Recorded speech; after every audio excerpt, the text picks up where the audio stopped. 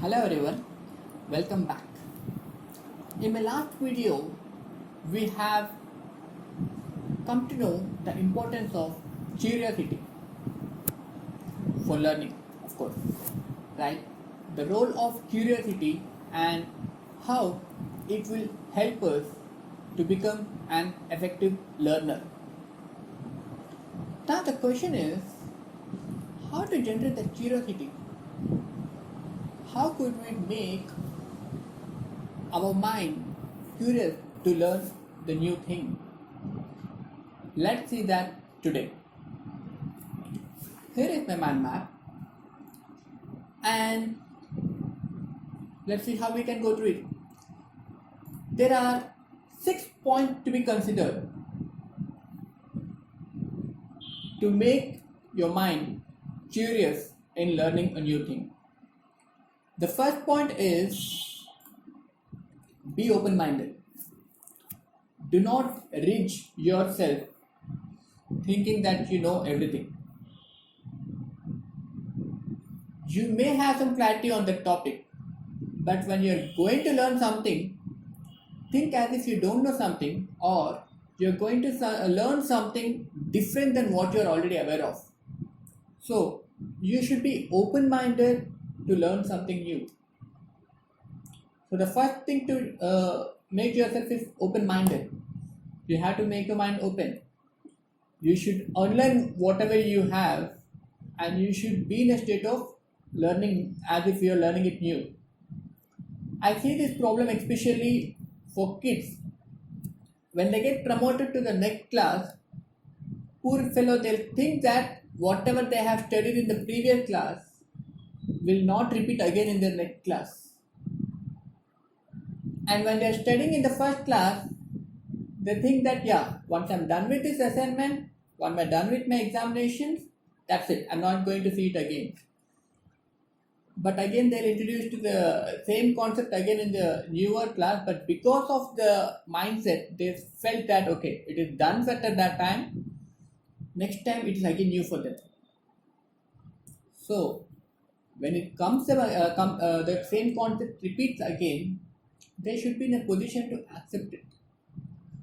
But they should think in a different way, saying that, okay, I got a multiplication again, which I have done previously in my previous class, and I'm getting the multiplication again, so that means I'm learning something new than what I have learned before. If we start thinking in this way, we'll become curious to find out what is the thing which is different than what we already know. And this mentality maybe they don't have initially. Many people, again, kids especially, if they see the multiplication again, they say, oh God, come on, multiplication again. Because he would have found it difficult in the previous class. So there also, they can think it like, okay, previous class, yes, I did not learn properly, but yes, I got a good chance now again I can learn it. Let me show this time, I'll learn this properly so that I can come out of that fear. So there's a change here, right? So this kind of mentality or this kind of thinking as a kid they may not have. You know the fun part? I have taken the analogy of a kid, but this is very much applicable to we elders as well. If we say that if we feel that we know something, we'll not allow anybody else to put something on top of that. At least we should be open-minded to listen their thoughts as well, right? Anyway, it's getting long. So the first quality is be open-minded. Second quality is target the reward. Come on, we are learning something. What is the reward? See, even our mind also, being our own mind, it expects some reward when it is work for something. It works for something. It may not be a tangible reward, but something that makes him excited, because of which the curiosity generates. Okay, so let us imagine let us take the same example of a boy who is studying in his class and he is learning the multiplication.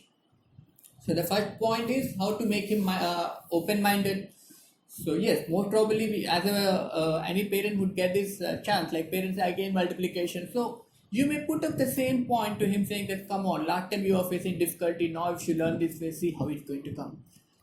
To add on top of that, put him a reward, saying that see last time you got 40% or something, no? So let's focus more on this time and let's target for a new score, or let's beat your competition. So see how you're going to be. So the friend who last time told you that you got less mark, let's try to target as if you're going to get more marks than him. Let's target for that. So when you get to him, you can go and tell him now, okay, I got more marks now. So this kind of emotional gifts, what will make them curious? Oh, come on, last time I faced this, this time I'm going to beat him anyhow. Not physically, based on the marks. Okay, so that reward will make him curious to know what he exactly missed out previously. That applicable to we as well. Whenever we are learning, put that reward. When you are taking some action, just you're going to just explain your mind saying that okay, buddy, we are going to do these things, but that is what my target is, ultimate target is. So because I'm going to that emotional satisfaction, let us do these things out. And that reward will keep your mind triggered, saying that it will keep on focusing that boss, you want that, you do it, do it, do it. So target the reward. So put some decent reward which will emotionally drive you to learn that skill. Okay, so reward is one more important thing. The third point is 4W's 1H. Don't worry, these 4W's are nothing that what, why, when, who, where, and how. So when you have the target, at the same time you have the clarity. What you are learning, why you are learning, when are you going to learn, from who, or who are you learning, or from whom are you learning, where are you learning, and how are you learning. So having this clarity in your mind will make you focus, okay, this is how my path is going to be. You're going to set your path of learning. So this is what I'm going to do, because this will make you having a clarity of how you're going to achieve that. So you have set up the process. Once you have this process, you're going to know that okay, yeah, this is how I'm going to go, and I'm going to get that reward finally. So this is the clarity, how you're going to do, why you're going to do. Like even if we are going to learn something, you should be having a clarity of what exactly you're going to learn, why exactly you're going to learn, from whom or how, when, where, right, and how, of course. So this will provide you the clarity. So these are add on to the curiosity. Like if you have all these things, it will be curious. Oh come on. Let us suppose if you're planning a trip, if you're planning a trip saying you're going to Manali, okay. If you don't know how you're going to travel, you won't be curious, right? Let us take a simple example. If you're going for Manali, you'd have planned a trip. Okay, you'd have said that okay, we're going to take the flight, we're going to take a train. All these steps are the path to your destiny, but these steps will make you curious. Oh, come on, it's going to be exciting. I'm going to take a train, right? So, in the same manner, if you're learning anything, having these questions answered will make your path clear and much more curious. And the second point here is make the learning path fun. Now we have the path, okay? Don't treat it as a difficult path, okay? Make this path a fun. Make this learning path a fun. See, if you're going by train or a road, okay, there are two ways of thinking. One, you can feel very excited. Second one, you can feel very scared. Come on, it's going to snow there. I don't know how it's going to be, how the roads are going to be. If you if you started thinking in that manner, definitely you're not going to make your trip. And even without you doing anything before the trip, you'll feel sick because you have imagined the path in a negative way, that have made your mind to think in a negative aspects, and it has made you fall sick. So instead of that, oh come on, it's going to be exciting. I'm going to have a ride. I'm going to enjoy the temperature. I'm going to love the ghat roads. I'm going to explore something new. If you start feeding your path in this manner, the positivity will increase and your trip is going to be exciting. You know, half of the path what you achieve is because of the state of the mind. It's everything in the mind. The way you feed the information will help you focus or will help you achieve in the same manner. What you think, that's what you're going to achieve. So even this path, make it fun. The same example as I said, the multiplication for a student who find it difficult in his previous class, facing the multiplication chapter again, he had two ways to think. Oh no, it's going to be difficult again. I have not cleared last time. I don't know how it's going to be. Or there's another way. He can say that, come on, I got an opportunity now. Last time somehow I was fall sick that day, that's why I couldn't be able to do. This time I'm pretty perfect. Let me kill it now. So this is the two way of thinking. So you have to put the past in a positive way. Definitely you're going to make it. Fifth point, appreciate the achievement. See, after going through all the path, when you achieve something, appreciate it. Appreciate it. That means you're recognizing your effort. I've seen this in many cases, especially in kids. Okay, they do something. Maybe for us, it is a very small thing, preparing a small clay pot or anything. For us, it may not be a real matter. But what happens is, when they do the things, they would have gone through all these things. So it's a quite effort for them. Physically, it may be a simple thing to do, but emotionally, they got curious of something. They have planned something. They have explored something out of curiosity. They have done all these steps, even for making a small pot also. The major points lies here. When we forget to appreciate their achievements, this is where the entire thing goes wrong. See, the moment when you do not appreciate their effort, their mind will take in a different mind. What I have done?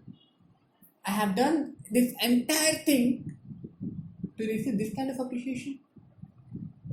And that's where the entire formula goes wrong. Instead of positive, the entire part will become negative, and they will never try to do this practice again. So, very important, appreciate the achievement. Even though I'm taking the examples of kids, it's applicable for us also.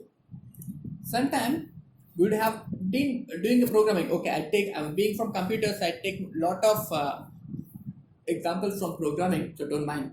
So we might be stuck up with a problem. Someone would have resolved it in one day. Someone would have resolved it in 2 days. Okay. So when you've done that, do not let yourself down. See, you have explored something, and at your own capability, you have explored it. You have crossed that hurdle.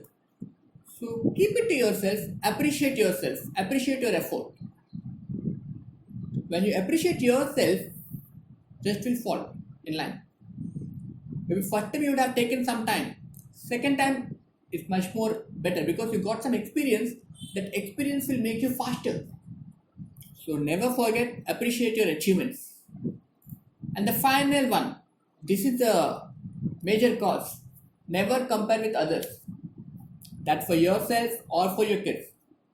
See, when you say they achieved something, they came to you, let us suppose someone would have got, with lot of effort, who have got some marks in mathematics, let's say. Immediate reaction from most of the parents. How much you got? 70. Okay, fine. How much your friend got? 90. See, you got only 70, he got 90. Come on, that's not the right way. If he's expecting something at 70, very great. Let him be the same competition, not his friend who is already in 90. Because he got 70, we can tell him in the same manner, wow man, that's great. It's a good achievement. Okay, next time let's target for 75. Keeping ourselves as a competition for us to compete with, we're making ourselves to compete with ourselves, it's easy for us to grow. Never ever compare yourself or someone whom you're taking care of with someone else. Make them compete with them only, or make yourself compete with yourself. So your previous performance, now whatever you're putting the effort, should be better than your previous effort. This is how you're supposed to compare, not with others. Having this, considering this point, will make your mind curious for learning. So because this is a repeatable step. So once you achieve this, next time when you fall into the same situation, again you'll repeat the same steps. So this is a kind of a cyclic process. So these are the 6 points which will help you making or tuning your mind curious of learning new things. That's all for today. I hope you have seen my last video about curiosity or importance of curiosity for learning. If you have not, please do check it out. Also, if you like my video, please click a like button and do subscribe for much more information like this. Thank you for your time. See you in my next video. Till then, bye bye.